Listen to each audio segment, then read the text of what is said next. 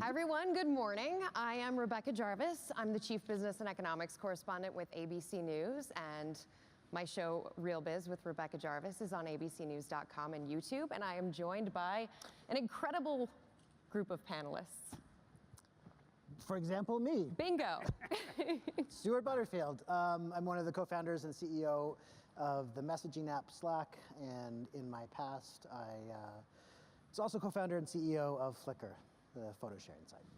I'm Steve Case. I have an investment company, Revolution, but I also was a co-founder of AOL 30 years ago. I first came to Consumer Electronics Show in 1983 when there was no internet. It was still, when we started 30 years ago, only 3% of people were online. So we've come a long way in 30 years. Nicholas Woodman, founder and CEO of GoPro.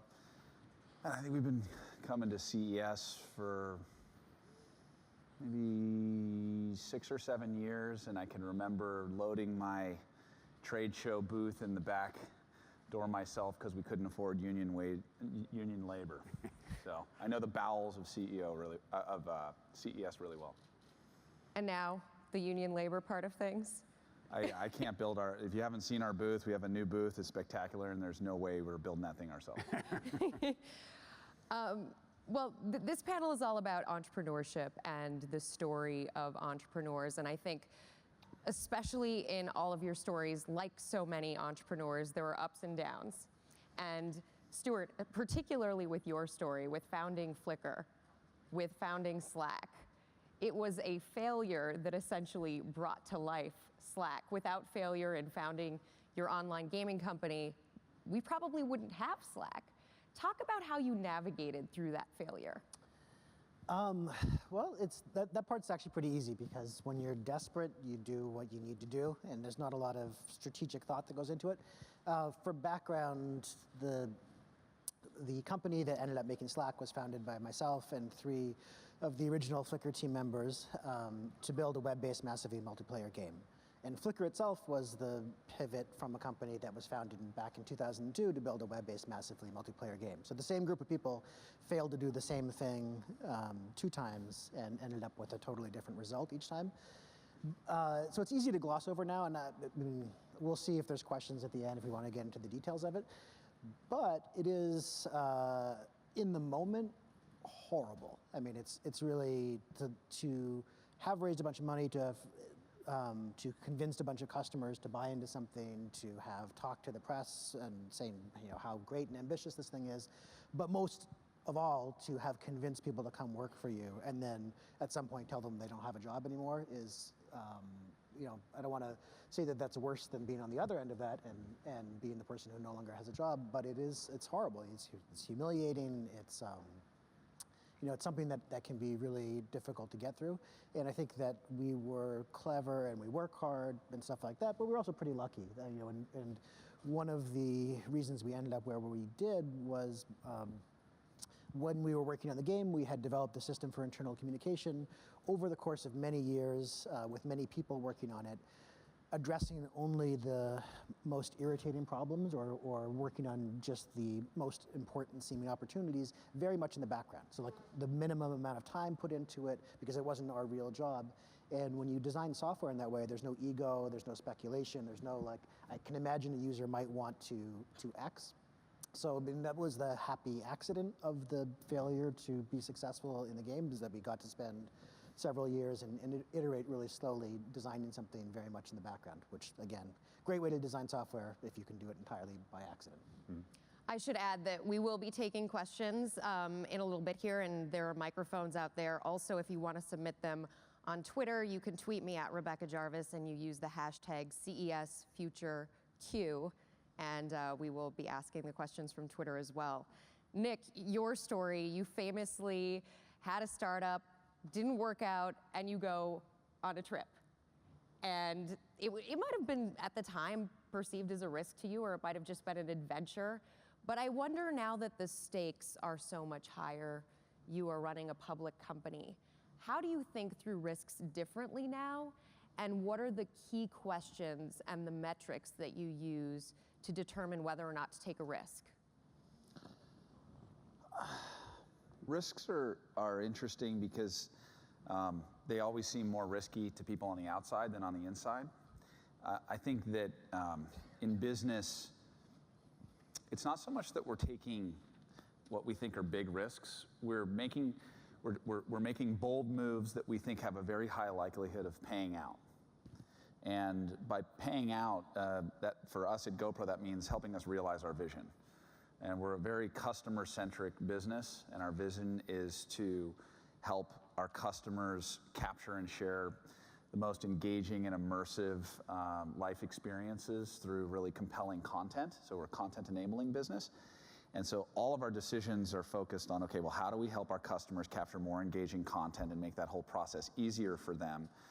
And I think that because we're living and breathing this vision on a daily basis, we have insights that the outside world doesn't have. So things that we do that may be perceived as being very risky, to us, it's just leveraging what we know to go and achieve our vision. So I don't think anything that we do at GoPro is necessarily risky per se, but if you're not in the know, it might seem so. And then in terms of, just to relate it back to entrepreneurship and the beginnings of a business, and you said high stakes, it actually felt way higher stakes starting GoPro out of nothing than it does today. Today we have momentum. Today we have a global brand, global distribution. We have a reputation. We have a vision. We have a team, 1,500 plus strong, who are executing against that vision. So it feels less risky and less high stakes than it did when I was starting it out of my room at my dad's house. That felt really high stakes because you've got nothing, and you make a commitment to yourself to dedicate the next few years of your life to try to create something out of nothing. And what if it doesn't work? That was 3 or 4 or 5 years of your life that, sure, you have experience now and you can apply that to something else, but at the time, that doesn't feel as valuable as one might think. So I think being an entrepreneur, the stakes are never higher than when you're first starting out. Steve, you're mentoring a number of entrepreneurs. You are investing in a number of startups. And one of your messages, and I've heard you say it over and over again, is to be fearless. What do you think, when it comes to risk-taking and navigating through those failures, what do you think are some of the biggest mistakes that a number of entrepreneurs and startups make, and what should they be thinking like instead? Well, it's tricky, and as both people said, entrepreneurship is inherently risky. And by definition, you're stepping up to the plate and you're trying to challenge the status quo, and sometimes you'll fail. But you've got to be willing to take that risk. You've got to be willing to swing for the fences, otherwise you're not going to hit home runs. Babe Ruth was the home run king. He also was the strikeout king. That's the nature of taking risks. That's the nature of kind of going for it. And each entrepreneur has to figure out, based on what problem they're tackling, what opportunity they're seizing, what the right path is. But I think increasingly it's going to require more perseverance. I think in the last decade we've seen a lot of overnight successes. I think they'll be less common the next 10 years for a variety of reasons. I think it's going to require more partnerships. And and you see this at CES as it's evolved over the last few years, that if you're really trying to disrupt healthcare or education or transportation or energy or food or financial services, you can't go it alone. You kind of have to go it together. So being able to establish partnerships, which is tricky, it has to be kind of win-win, is going to be important. I think also in some of those sectors, and this is something entrepreneurs don't like to hear, but I think it's true, it's going to require more engagement with government, because many of those sectors are regulated. Oh, by the way, many of those sectors like healthcare and education, the government's actually the largest customer.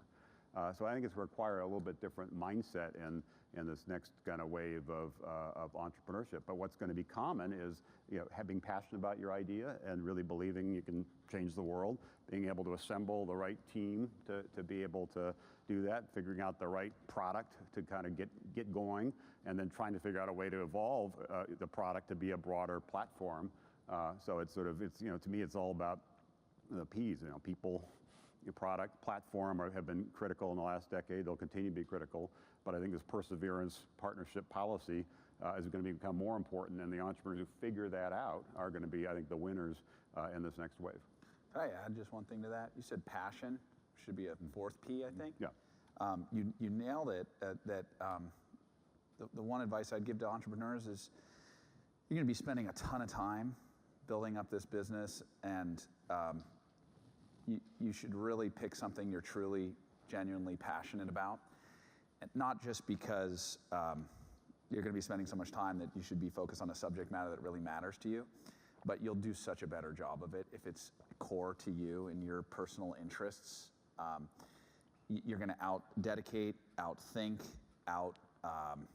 obsess competition, and the more that your work becomes a reflection of you as an individual, the more pure, genuine, authentic your work is, because you're doing it for the right reasons. It's not just about making money. It's about creating something that didn't exist before, creating a solution that people really need, and something that you've just become an absolute missionary about. And then your ability to, as a leader, to attract other people to that mission is, like, you're a better salesman for something that you truly care about. And that's part of the reason that I failed at my first business. Was I had a great idea for a business, but I wasn't inherently passionate about it. And I think it resulted in that business failing because I ultimately didn't figure out how to make it successful. Whereas with GoPro, that wasn't even meant to be a business. That was my passion. And then I came about it from the opposite direction, and that I think GoPro's success is due massively to my personal interest and passion in the business, and I think it's why we've sort of outfoxed and out-focused and out-executed everybody else in our space, because of passion. The other thing I'd add to the passion point is I also think I love any entrepreneur trying to do anything, and they'll celebrate entrepreneurship across the board. But the passion is not just about you caring about that particular idea, but hopefully, and I think increasingly, you're solving a real problem in society. You're really tackling like something that needs to be fixed, and bringing that kind of, you really are trying to make a difference. You really are trying to change the world. Also rallies your troops and also helps you kind of take that long view, because there are always going to be ups and downs. I used to joke that AOL was a 10-year in the making overnight sensation. In the mid-90s, that everybody kind of, the internet came of age. AOL kind of was the dominant company at the time, had almost half of all the internet traffic in the U.S. at its peak. It took us 10 years of a lot of struggle and a bunch of pivots and a bunch of near failures before we finally got there. And so, but we believed in the idea of the internet. We believed the world would be a better place. Everybody was connected. We kind of stuck with it through some really very difficult time, because it was an idea that we weren't just passionate about in terms of our own interests, but we really believed the world would be a better place if we were able to figure out some way to break through and get everybody connected. And that aspect of entrepreneurship, I think, is also kind of very important. Stewart, your story really revolves around that theme of you solved a problem that was your problem. It was a communication issue in your team being all over the world and being able to communicate and share a project together. Your background was in the consumer realm, but the solution has really become an enterprise solution. For those out there who think of the startup sphere as being primarily about, build up with the consumer, it goes quickly, you quickly get a massive subscriber count. Do you think that's going to be the future, or do you think that things are moving more in the sort of consumerization, but the enterprise model? It's tough because this could be totally wrong, because it's an anecdote that I read somewhere on the internet. But the initial... In preparation for all of this? Yeah. Well, the initial applications of electricity for people who could buy stuff and then use electricity to run it were electric fans. So maybe 5 or 10 years before light bulbs became a thing. And electricity was good for driving rotors, so you could have conveyor belts and stuff like that. But when electric fans became a thing, people were like, okay, I guess we're done with electricity. And then there was another 100 years of applying that technological innovation to different aspects of human life. And I think we're at the same thing with internet. It's been 30 years. I got online about 22 years ago, so I remember when AOL connected to the internet, and I remember like what a monumental thing that seemed like back in '93. And it seemed like everyone I knew was online in 2003. Right. And in 2013, it really seems like Right. it. But we still have so long to go. And I think a lot of the themes that Steve's interested in, the ones that are going to have a big impact on policy and government are, we haven't even begun to scratch the surface yet. I spent half my time in British Columbia and half my time in San Francisco, and we just, I don't care what the company's called, but last year I got an app, I want to go see a doctor, I press a button on the app, I type in what I want, and the next available doctor pops up in video chat. If there's a prescription, it gets sent to the pharmacy and I can go pick it up. And that just seems like mind-blowing, but it's also something that we could have done, I don't know, at least 10 years ago, maybe 15 years ago. And it's probably something that's not going to be widespread in the United States for another 10 years or so. And education, food, transportation, we're just beginning to see those things. So there's something definitely easier in terms of the trajectory and from getting from 0 to, I don't know what your metric is, but 100 million people using it, or to $1 billion valuation, or whatever you want to choose as the metric of success. It's typically going to be easier to do that on the consumer side because it's easier to move a bunch of individual people than it is to move a whole organization. But we design software for human beings, and it turns out the customers for that, in the sense of who's paying for it, in the case of Slack, are companies, so it counts as enterprise, but we're still designing very much with the idea of it's human beings who are going to have to use this, it's human beings who are going to have to realize the utility of what we're doing, and so the mindset in that sense is very much consumer, but that's that's why, in my opinion anyway, why Uber has been so successful, because it's just a lot more convenient, it's a lot more simpler for me as an individual person to tap a button and then the thing that I want happens. Same thing with seeing a doctor. Same thing, I hope, at some point, for voting in an election, or for paying my taxes, or for any of those things. So we design software, we design products or experiences that work really well for individual people. I think we'll see the application of that in all different sectors of the economy. Steve, your book, which comes out in April, is about this. It's about the third wave of the internet, this next opportunity for entrepreneurs. Where do you see those opportunities? Really all across the map, and just to set the context in terms of this idea of the third wave of the internet, the way I think about this is 30 years ago, it really kicked off the first wave, and that was, just we discussed, just building the internet, building the infrastructure, the networks, the servers, the modems, all these different things, and building the idea of the internet, why people would want to get connected. And that was sort of just getting everybody to understand the internet, getting everybody connected to the internet really was that first wave. And it was about 15 years. Then the last 15 years or so has been the second wave, which has been building on top of the internet. So it's been the app economy, it's been smartphones and a lot of mobile applications, a lot of innovation that's kind of based because they could take for granted the fact that that infrastructure was there and everybody was connected. Focus was the products and services that we're building on top of the internet. And that will continue, but I think in the third wave, the internet's going to become even more pervasive and more seamless, some cases even invisible. And some people here talk about the notion of the Internet of Things. I think it's going to be much more the Internet of everything. And it's really going to create opportunities to transform some of the most important aspects of our lives that are also some of the largest industries in the economy, like healthcare, like education, transportation, food, financial services, government services. You can kind of go down the list. I think that's going to define the third wave. And part of the reason I agreed to write the book is I've been asked to write a book for like 20 years. I didn't really feel like writing a book that was about the past. I'm always much more interested in kind of leaning in the future, but it dawned on me about a year ago that the future can learn from the past, because the skill set that I think is going to be required in the third wave, a little bit we talked about earlier around perseverance, around partnership, around policy, actually was the skill set that was critical in the first wave. You could not have been successful in the first wave if you didn't take the long-term view. You could not have been successful in the first wave if you didn't partner. Nobody could do it on their own. You could not be successful in the first wave unless you engage with government, because the policies of the rules of the road of the internet, including the commercialization of the internet in the first place, was a key part of it. So that skill set that was critical in the first wave, not as critical in the second wave, when it was focused more on, as I said, products and platforms and so forth, is going to become more important again in the third wave. So the book is intended to basically tell some of the stories of the first wave to help inform the entrepreneur and provide a little bit of a roadmap, hopefully, that people will find value. You said in your first answer, you talked about overnight successes and saying that the next decade there will be fewer overnight successes.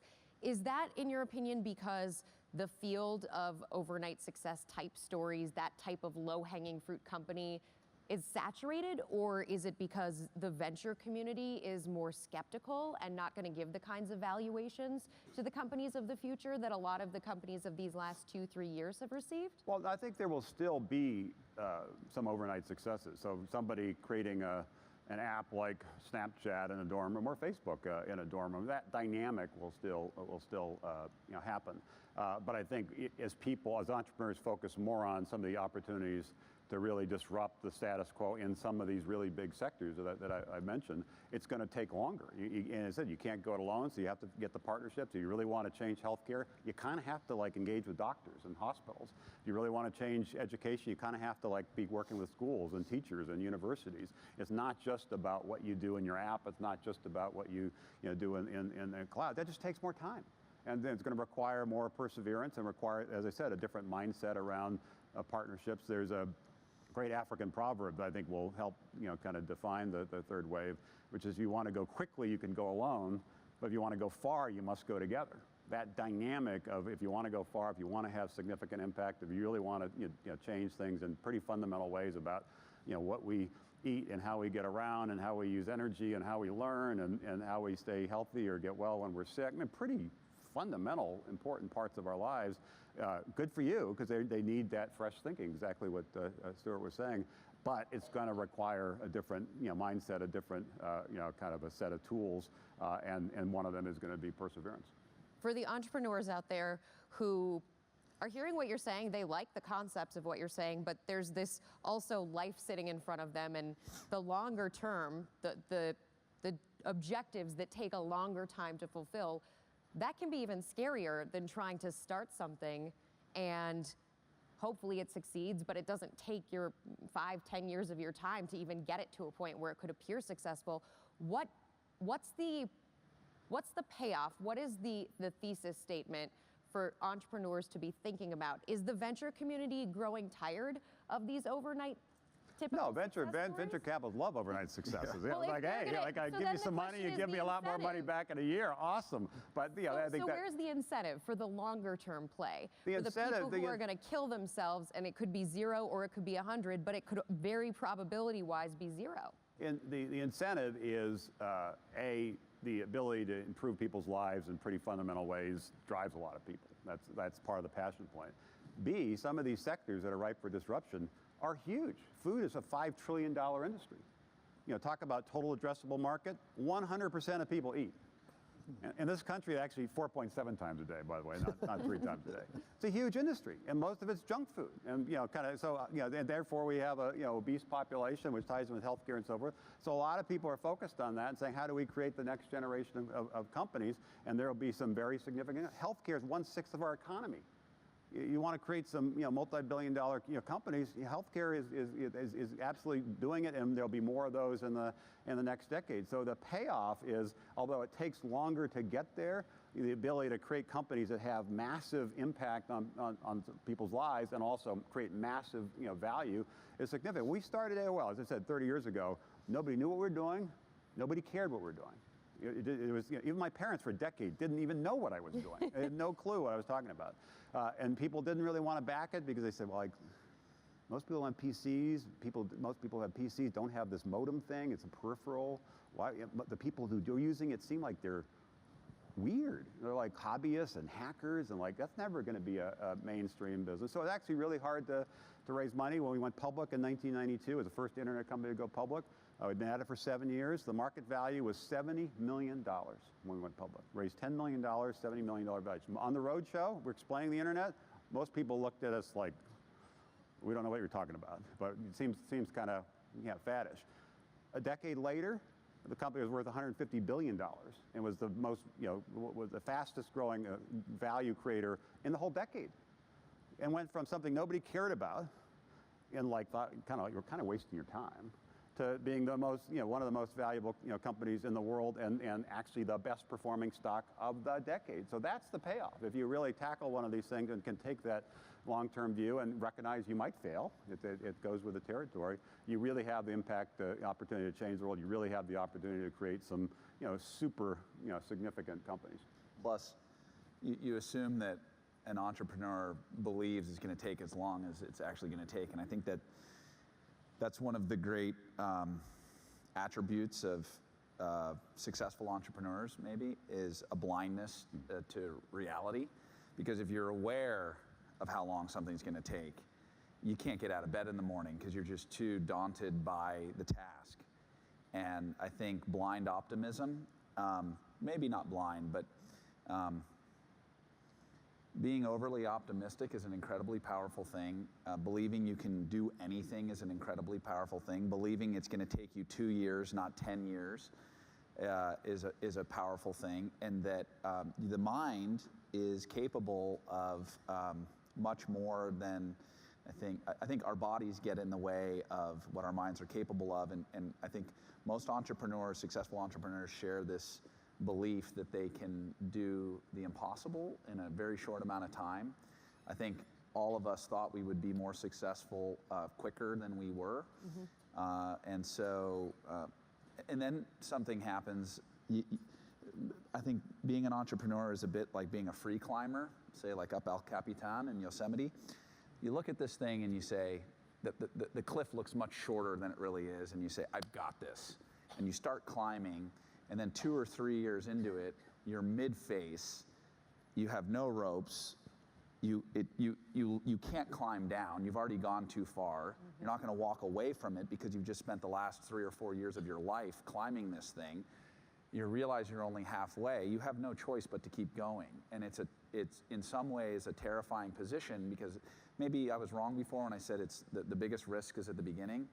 The biggest fear is at the beginning. The biggest fear is actually when you're a few years into it, at least it was for me, where I realized, oh my God, I've already dedicated so much of my life to this thing. I have to make this successful. But if I have another 4 or 5 years of doing this and I'm not successful, now I'm 10 years into this thing and I'm going to free fall. But I think that, if entrepreneurs were aware of the actual journey they had ahead of them, there'd be far fewer entrepreneurs. Yeah, I've heard that from a lot of entrepreneurs. How do you differentiate then between that mentality and your mentality in Funbug? Because sometimes you do have to fold. So well, I had no how do you choice. know? You had no choice. When you run out of money and no one will give you any more, Sure. and you don't have any Game yourself. When you get to that over. point of success, but you're a mature company, and now GoPro is a public company, how do you keep that entrepreneurial spirit in the context of a company that's more mature? You be real with yourself and remember how you got there. And remember, I mean, one of the easiest way for us to do it at GoPro is to try to keep that fast, scrappy startup perspective, is that we came from nothing in an established field, a lot of digital imaging companies, a lot of camera companies, and we came out of nowhere to disrupt. And very quietly, we built up a number of small vertical markets into one big mass market success. When I say vertical, we started selling GoPro in surf shops, ski shops, moto shops, passion epicenters, we call them, where the world's most passionate people are going to buy their wares, their swords and shields, and that we collected all of these different vertical markets together to form, what is GoPro today, which is globally, outside of China, the best-selling camera in the world. And that we did that to these other bigger companies. Now that we are bigger, we recognize that there's other Nick Woodmans out there, hungry entrepreneurs out there who are looking to do the same thing to us. And we remind ourselves of that every day, that we're now the larger company that is at risk of being upended by somebody else, younger, faster, scrappier, more passionate. And so we just try to remember how we got here and go to work the same every day, and to wake up scared every day that we're going to open up the proverbial paper to see something that's about to punch us in the face. And so that keeps us moving as fast and as aggressively as possible, because that's how we got here. Stewart, how much pressure is there to go public for the non-public companies out there that are growing as quickly as you are? I don't know, a reasonable amount. I guess there's not a whole lot of pressure on us right now because we started selling 23 months ago. And so no one has the expectation that we'd go public. It wouldn't make sense for us to go public anyway because we're growing too fast to be. It wouldn't. Right now it wouldn't. I mean, I don't mean when that would it it never. make sense? I think the minimum amount of time would be about 1.5 years because there's a couple of missing ingredients for us. I mean, we just did our first audit, for example. There's a lot of controls you have to put in place. There's a lot of people you have to hire. But also, we just don't have the kind of predictability to the business that we would need in order to not get screwed in the public market. And there's no real incentive for us to do it in the short term, and there's no reason to rush that. I don't feel like there's any window that's going to close. It's obviously been a pretty great run, and we were just talking backstage about you almost couldn't do this because China flipped out last night. But those things are maybe and this might be the start of a historic route that we'll look back at 10 years from now and say like this was the turning point. But also maybe not, because remember what happened last April and then in September and then fucking a week ago. So I don't feel like there's some specific moment where we had better do it by this time because 2 years afterwards it's not going to be a good time because no one knows. I mean, maybe I just feel like this more than most other people, but it's so impossible to predict what's going to happen. I literally held Lehman Brothers over the weekend when they went to zero. So I'm definitely really bad at predicting what's going to happen. In terms of pressure overall, I think there's companies that are ready and there's companies that are not ready. I don't know that, there's people like Bill Gurley who have been saying for a couple years now that we're in a bubble, it's going to pop, and then you look at the companies that Benchmark's invested in, Snapchat and Uber. I don't know that Snapchat would be ready to IPO now, but a lot of people think that Uber is, and I don't think they're in any rush because if you can raise $1 billion at a time on the private markets, there may be some discipline that you could enforce on yourself by going public, or there might be liquidity for people who aren't going to get it in those private market funding environments. But there's not a whole lot of reason to go out and go public when you can raise hundreds of millions of dollars at a time. That might be a temporary window, and that window might be closing. This might get just too technical, but it's going to be a while before it can close because so much money went into funds, into the VC funds over the last 3 or 4 years, and they can't just not invest that, right? Like, so if you were a partnership that would have in 2010 raised a $400 million fund, and in 2013 you raised a $1.2 billion fund, but you have the same number of partners and the dynamics of VC haven't changed and you're going to do the same number of deals, valuations have to stay up because you have to invest more in each deal. And there's no other exit, no other escape valve for the constraints in that formula. So there will be another X tens of billions of dollars invested over the next couple of years because no VC fund is ever just going to go back to their LPs and say, you know what, I couldn't invest 75% of this fund and here's your money back. So, and then it takes a long time for that to shake out of the system. So even if every LP in the world tomorrow said, VC, this is insane, I don't know what the hell is going on, it's going to take 8 years for that to flush out. In the VC community, does monetization, in this next phase, do you believe that monetization needs to happen more quickly to pique the VC community's interests? It's so particular to the case. So and it's hard to know what's going on inside other people's boardrooms. We're a kind of company that it was good to demonstrate unit profitability early on, good to demonstrate what the gross margins would be early on in the process, and have some way that we are going to monetize. And maybe if we hadn't done that, it also would have been even better. And for some, for every example of this company could never monetize, well, maybe not for every example, but for every 1,000 examples of this company couldn't monetize, there is a Facebook that just said, wait, now wait a couple more years, now wait a couple more years, and look, we're a $250 billion company. So it's definitely going to be case by case, and there's no way to say that all companies should be trying to monetize early. All companies should focus on growth versus profitability. It's really specific to the industry, to the environment that they're operating in, to the fundamentals of that business. Nick, no secret, GoPro's stock has been under some pretty sizable pressure. Recently, it's come back a bit. How much do you pay attention to your company's stock price? Well, it's a big part of our business, right? And I think that, and when I say that, it's most important to me as it relates to just the general faith and belief in our vision.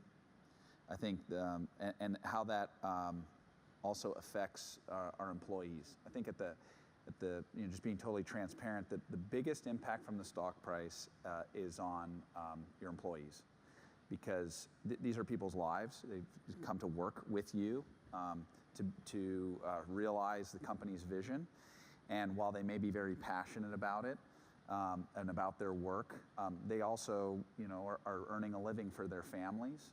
And just being totally candid, that's the biggest impact to me personally. As it relates to the outside investor community, the stock price is obviously very important to me, to them, because we work for them. And these are people who are investing their livelihoods in their belief in GoPro and our vision. And what I ask of them is that they understand the long-term nature of our business, of enabling people to capture and share their lives visually in an entirely new way, and help express themselves in this new way, and become better storytellers, which I think is going to become increasingly important in the future. People are sharing themselves digitally more and more. It's not a trend. I mean, it's not a fad. I mean, people are going to socialize more and more digitally, and they're going to do so visually, because whether it's photo or shared video content, that's proving to be the most engaging way to express oneself. And the nature of GoPro, being a capture module that you can use to capture your life during any experience from any perspective, and make somebody feel as though they're there with you, GoPro is proving to be an enabler of some of the most engaging content that's ever been. So much like telling a story at a party, and people want to be engaging and gather a crowd and have people like them, we're enabling people to do that through this new form of content that people are sharing. And so being the leading company in this area, I think that we've got a very long-term opportunity for growth, going through a little bit of a rough spot. But to those people who think that maybe GoPro's just a fad or whatnot, photo taking and now video creation and sharing and socialization is not something that's going away anytime soon. And we're in a terrifically sweet spot to help people do that in a more compelling and entertaining way that's ever been. You're getting into the content business. We are in the content. You are in the content. Well, I mean, business. GoPro is successful not because of the products we make, but because of the content we enable. People don't buy a GoPro because of the great industrial design or the hardware itself. They buy a GoPro for the stories that enable, the content that enables. How do you make money on that? Self-documentation. How are you going to make money on that? Well, we make money today by enabling people to capture and share compelling content, photos and videos that they share socially online. And then their own activity of sharing that content and their crediting of GoPro in that content, people tag, title, describe their shared content as being GoPro a very high percentage of the time. That virally drives awareness of the brand and of the products and of the value proposition that GoPro represents to a consumer. So the more our customers buy and use our products to share content, the more they're growing awareness for GoPro, and then circularly, the more products that we sell. So in that way, it's a little bit like Disney in the sense that Disney puts out a great movie and produces a bunch of merchandise, and the movie sells the merchandise, sells theme park ticket sales, cruise ship sales, etc. Similar in that way, that the more great GoPro content that's produced by our global community of millions of customers, the more product that we end up selling that year. And so our job is to make it easier for our customers to be more productive and to create and share more content. And it's not just hardware is how we do that. We definitely need to improve the ease of offloading content, accessing content via a mobile device so that you can enjoy it, play it back, and then be inspired to then make a short edit and then share that content. And I think that's the next big wave for GoPro. In many ways, we're like an iPod-like success, but without its iTunes.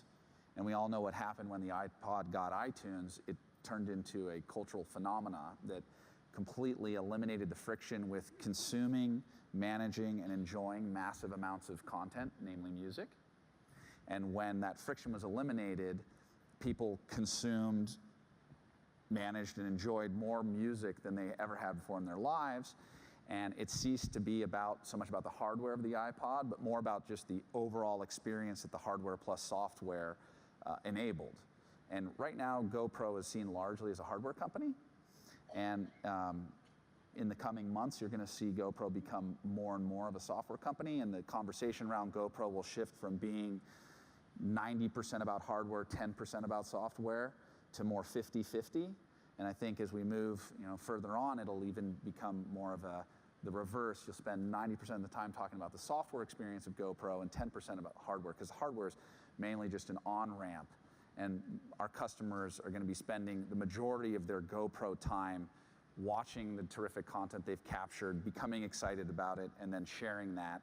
And then out of that comes this growing media opportunity, which is we have the ability to aggregate the best of our customers' content and redistribute that as GoPro channel programming, which is already a global success, #1 brand channel on YouTube for a couple of years now. One of the most engaging Instagram channels, and GoPro channels running across Xbox, PlayStation, Roku, soon Apple TV. So just rolls right off the lips. it's the GoPro channel. You should check it out. Steve, the world brought to you by you. What do you see as the most important emerging ad formats? And do you think that companies need to have a native solution in order to succeed? I don't know. I'm not. Most of the businesses we've backed are less, ad supported in terms of we have done some things in some of the sectors that we talked about, health and education, food, things like that. So I'm not sure I'm as up to it, that as others, either Stewart or Nick. How about content becoming commerce? When does that happen? Are we there? No, I think we already are there. I mean, there clearly is and the lines have been blurring over the last really 30 years, and it's accelerated in the last, that last decade. And even some of the traditional walls within, kind of editorial over here and the business side over there have started to, come down. And clearly the use of some of the social networks like a Pinterest is highly linked to, kind of commerce and transactions. And people, when they hear about something, do want the ability to easily, transact. And it's one of these things where now we're beginning to take e-commerce for granted, but it was in some of the early days, going back to the first wave, we'd go to conferences like this and people would debate whether e-commerce would ever take off. And the argument was, most people thought it wouldn't, and the argument against it was, most people will never trust this newfangled internet thing enough to enter their credit card and have the risk of some hacker stealing it. Well, now we're at a point where not only you enter your credit card, you actually ask the company like Amazon, save it. Save that credit card information. And hackers so I don't have to steal it, re-enter. and we keep doing it. And then actually, please track what I'm buying so you can recommend other stuff. This would be completely, if you went back 20 years and you looked at some of those debates. So it just shows you when these things finally kind of take off, they can have this kind of transformative impact. And you look back at some of the debates. I think we're having some of those same debates in some of these other sectors, and this won't happen or that won't happen. I think people will be surprised by some of the innovation that happens in this third wave. I just want to make sure we've got about 15 minutes left. So for anybody who does have a question, there are microphones. Feel free to go line up. If you don't mind, the microphones are right there just so that people can hear you. Go ahead. It can be hard to know which innovation one should be excited about. A smart thermostat probably didn't sound that sexy a few years ago, but Google got into that. I was wondering if Stewart, Nick, and Steve could share one example of innovation that they're particularly excited about, given that this is a forecasting the future panel. Thanks. All right, I'm going to go first so I can choose self-driving cars. Whew, okay.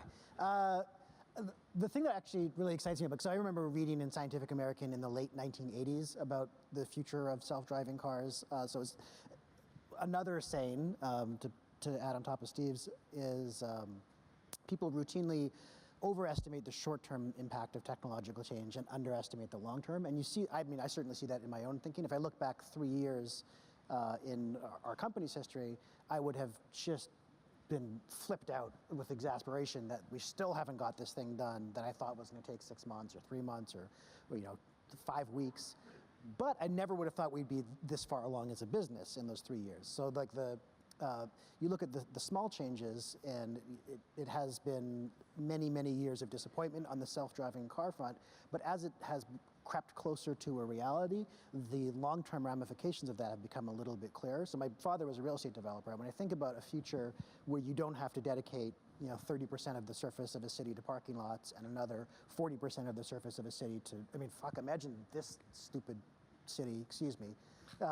If it didn't take you a mile and a half of walking to go 300 yards across the street, it would be just a radical transformation of the layout of the world. And speaking of big industries, real estate. I mean, so food, absolutely. Healthcare, absolutely.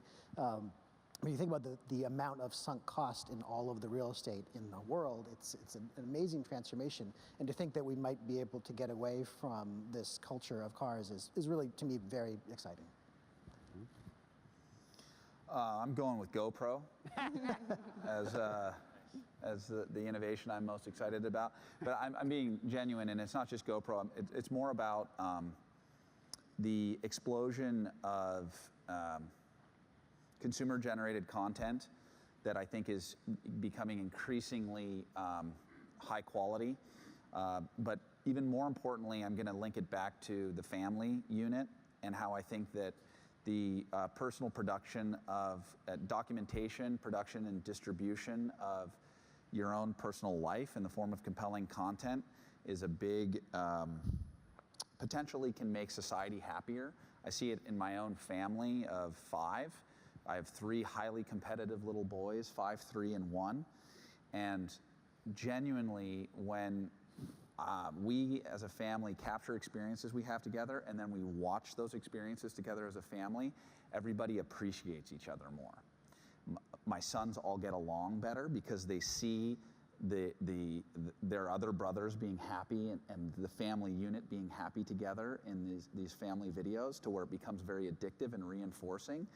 And then the next time we go out and do something, my kids are asking me, am I bringing the GoPro? Because they want to then watch themselves enjoying and living out their lives. And so in my own little microcosm of my family unit, that everybody gets along better when we review things we've done together and we see how much we love and like each other. And then I think that expands out globally to where we gain a better appreciation of other people and their interests and their passions and their ways in life when it's not delivered to us by the media, but it's delivered to us by the world. We see what the world is up to, and it creates a more informed understanding and appreciation of what the collective world is interested in. And I'll go so far as to say that the more that we understand about each other around the world, the less likely we are to go and hurt each other. And so ultimately, I think that the more the world produces and shares content about what it's up to, and the more understanding we have of each other, the closer we get ultimately to world peace. And so GoPro is going to play a small part in it. Pretty heavy. So I can't top that. I would say, we talked about some of the sectors, I think are right, but I think the other big trend to watch is not just what entrepreneurs focus on, what industries they focus on, but where they do that and who does that. Where they do that, I think we'll see a kind of leveling of the playing field. Silicon Valley will continue to be very strong and be dominant, but less dominant, I think, in the third wave. A lot of the innovation in robotics is happening in Pittsburgh because of Carnegie Mellon. Uber actually is doing their self-driving car in Pittsburgh. A lot of innovation in healthcare is happening in Nashville because there's a lot of infrastructure, ed tech innovation, New Orleans.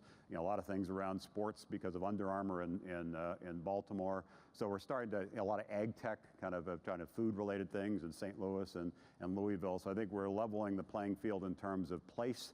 And last year, 75% of venture capital went to 3 states, California, New York, and Massachusetts.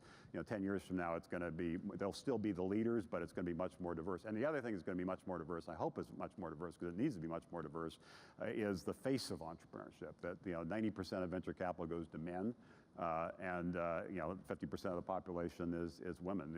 African Americans, Hispanics are woefully underrepresented. So leveling the playing field. So it's not just the white guys who went to Stanford who have the right networks, who get the capital. That's overstating, obviously, what the current. But what situation. changes that? I'm a Puerto Rican and I went to UC San Diego. Good.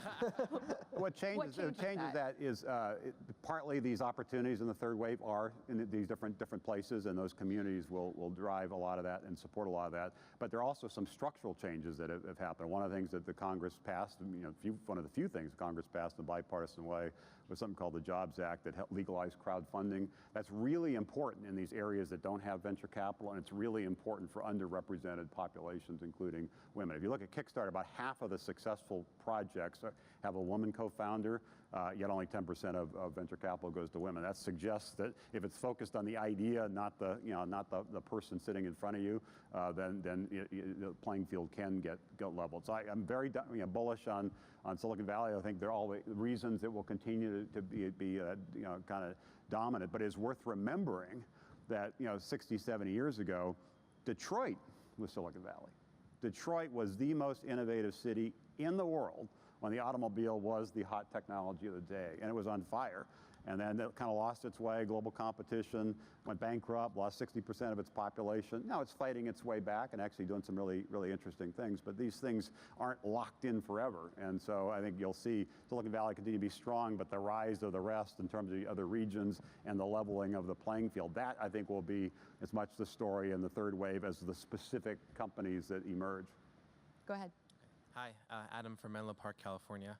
First, I just think you guys are awesome, so thank you for what you've done. You've really inspired me and everyone here. So my question is, I'm at a crossroads in my career, so for when you each were coming to pivots, how did you know what signs to follow? And then you obviously don't know going forward, but when looking back, what were those indications that you made the right decision?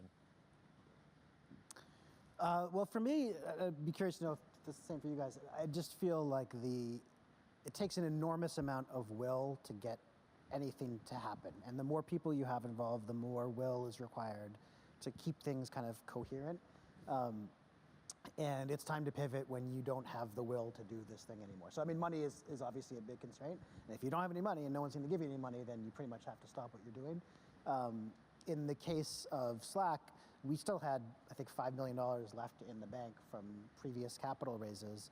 But I couldn't go to sleep one night, and like 3 in the morning, I realized that I'm not in this anymore. Like, I don't believe that this is going to happen. And if I, as the CEO, don't believe it, it's impossible. Like, there's no way. I mean, I can hire great people, and they can make huge contributions, and they can do all kinds of stuff. But if I don't believe that's going to happen, it's not going to happen. And that definitely trickles down the chain. So I think that's the big indicator. But that may not be helpful because it's pretty hard to know sometimes. It's not necessarily black and white whether you believe in something anymore. But that's the big one for me. Yeah, the only thing I'd add is that you've got to continue to reassess the idea, the vision, what you're aiming for, and do you still believe that really is a good idea, indeed a big idea, and then focus on the execution of that. If you actually wake up and say, come to think of it, that actually is a dumb idea. What was I doing there? Then obviously you should abandon it. In most cases, the idea was right, but the execution, maybe you didn't have the right people, maybe you didn't have the right product, maybe there's some competitive dynamic, so you have to kind of assess that. But Thomas Edison, one of America's greatest entrepreneurs and inventors, had a great line. He said, vision without execution is hallucination. So having the vision, having that sense of what the promised land is, and continuing to reassess that. But say in our early days, when we struggled for a decade before we finally broke through, we believed in that idea. We just had to keep reassessing what we're doing and adjusting to what we're doing. So kind of being honest about the big idea and honest about how you're executing against that and what changes you need to make based on the reality of the situation, the marketplace, competition, et cetera, I think is the key, getting both of those in balance. I would just say it's all about, for me, it's all about how do you feel when you wake up in the morning. First thing that hits you, your emotion when you wake up. Are you excited about the day, or are you regretting the day that hasn't even begun yet? And if you wake up enough mornings happy, you know you're on your right path. If you wake up too many mornings in a row bummed out, you need to do something about it. And I think that, you know, as a society, we could pay more attention to just our intuition in that way, and that and do something about it. And that I think humans in general do their best work when they're happy, and you're turned on, you're energized, and you're excited, and that's when our best ideas come to us. I don't know whether we have our ideas ourselves, whether they originate here or whether we receive them. So you get a little bit cosmic there for a minute, but I think that if you're unhappy, you're not receptive to much, and that you really need to be honest with yourself, be self-aware, and then do everything you can to get out there and find what you are happy about in life, what turns you on. And I think that pursuing your own personal passions in life, whether it's playing guitar, whether it's going on hikes, whether it's spending time with friends, whether it's traveling, whatever it is that turns you on personally, doesn't have to tie to a career. Just get out and do what you love to do. You will get into a happy mental state, and that can build up a momentum that can become your life. But if you ignore it, you're screwed. Thank you. Okay, if I ignore the time down here, I'm screwed. So we have time for basically one more question. I'm really sorry to the other people who are standing up. It's you. Go. All right. Keith Fix from Omaha, Nebraska. Nick, I knew I liked you. I'm half Puerto Rican too, but equal pride. So sometimes I feel there's a disconnect between services and between these connected services and delivery. Case in point, I was at a small discussion with dignitaries, entrepreneurs from all over the world, and here we have the Chief Technology Officer for the United States troubleshooting Skype because our Skype connection wasn't working. So Steve, you mentioned that the internet will be seamless, and Nick, you even mentioned that the next step for your business is building a community that produces and consumes multimedia content. In your opinion, how does this experience become seamless, and how can we as startups best position ourselves to take advantage of this trend? Don't look at me. I have problems with Skype myself, so. No. It's tough. I mean, it's crazy. Like, we have this complaint all the time where we have a great IT team, and Samsung is a great manufacturer of televisions, and Zoom is a good video conference system, but holy smoke, and Apple and AirPlay, it just never works. Like 90% of my meetings in our office with the same tech and a competent group of people, it just doesn't work. So I feel like those must be harder problems than we all appreciate. To get your goddamn laptop projected on the TV in the But it's getting so much better. And I mean, I think Apple is I'm a huge Apple fanboy, and I think that every year the experience gets better and better, and that's a terrific company to model oneself after. You know, if you were to ask me where does most of GoPro's inspiration come from, I'd say Red Bull and Apple. You know, if those two companies got together and had a hot night, GoPro would be the love child. That's what we strive for anyway. And I think that, you know, it's a cliche, but things just need to work. And the less that the consumer has to decide or play a role in that, the better. Just in terms of once you do your initial setup behind the scenes, everything just needs to work. And all the time, we have, in product definition meetings, we have people proposing, well, then the user chooses this, and then they do this, and then in this scenario, they can choose to do that. And it's like, no. Our customers are busy. This shit just needs to work behind the scenes. And an example of that, you know, just be self-centered and talk about GoPro for a second, is nobody wants to take their SD card out and plug it into their computer to look at their content. Nobody wants to find the USB cable. Every GoPro, almost every GoPro except for our $129 Hero is Wi-Fi enabled. The damn thing should cloud sync its content. Once it gets on a network, it knows. It has Wi-Fi. It can transcode the content into a smaller format and cloud sync it.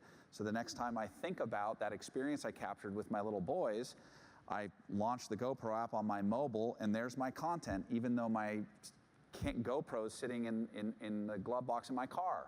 Right? It should all just work. And I think that if you went 5 years ago and compared it with where we are today, technology does work so much better. And it is so much harder than most people think. I mean, being totally transparent, at GoPro, we thought that our software would already be done. Lo and behold, once we really got into building it, holy smokes, this stuff is really complicated. But there's a huge opportunity there because those companies who can imagine the user experiences that truly are seamless and can attract the right talent to build those experiences out, they're going to be in a terrific position and make the competition look as clunky as I think that Apple has made a lot of other companies. Guy in the front row who had his hand up very first, just shout out your question. He had his hand up very first, guys. That's why I'm giving this one to him. Okay, huge fan of all you guys. I love what you do. You actually inspired me to change my major from marketing to entrepreneurship. I understand that. There's a lot of crossover between marketing and entrepreneurship, by the way. So you're either one, you're good. Around that, I don't have to retake classes. It's awesome. So if obviously a mentorship for all you guys, I feel like has been a huge part of why you're successful. Where have you found is the best place to find that gives you very quality information? And what do you think is some of the biggest points that they imparted on you when you were early on in your careers starting companies? Great question. How to find a mentor, where to find the right kind of mentors, and what to lean on them for is the question. So for me, it was a mix. Some of it was the team that was part of the co-founding of the company, including some people that were older. When Jim Kimsey, a co-founder, was 20 years older, so I learned from his perspective. We also benefited greatly, frankly, from the investors we had, venture capitals like Kleiner Perkins and others, and the views they had because of the diversity of things they saw, was very helpful. The other final point I'd make, I know we're running out of time, is that for those of you who are entrepreneurs, thank you. Because it's really hard, it is frustrating, it can be scary, and sometimes you'll get questions that from your loved ones saying, what are you doing? This is crazy. But this is what drives the economy, and it's worth remembering that like 250 years ago, America itself was a startup. It was just an idea.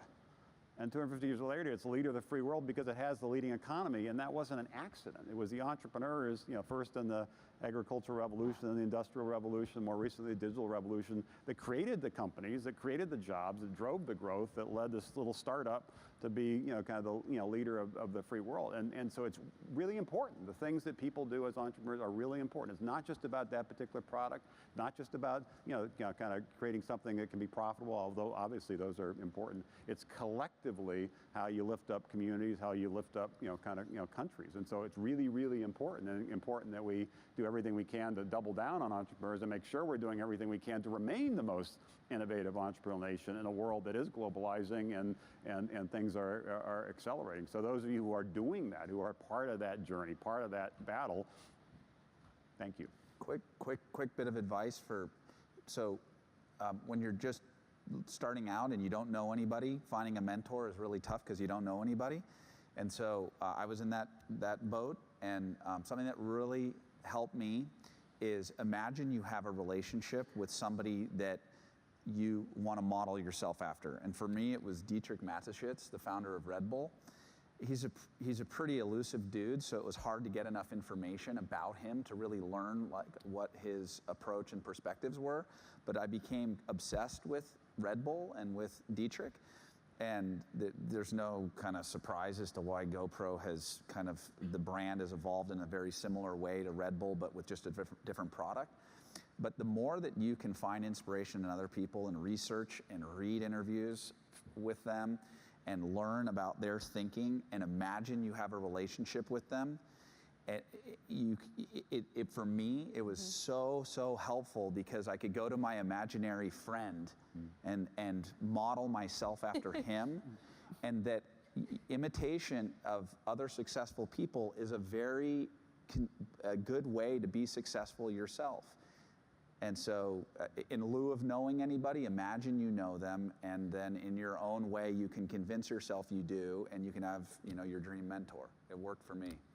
Just think about the number of people who will leave here today with Nick Woodman as their imaginary best friend. That would be awesome. Thank you so much, everyone, and thank you to all of you. We really thank you. appreciate it. Thank you.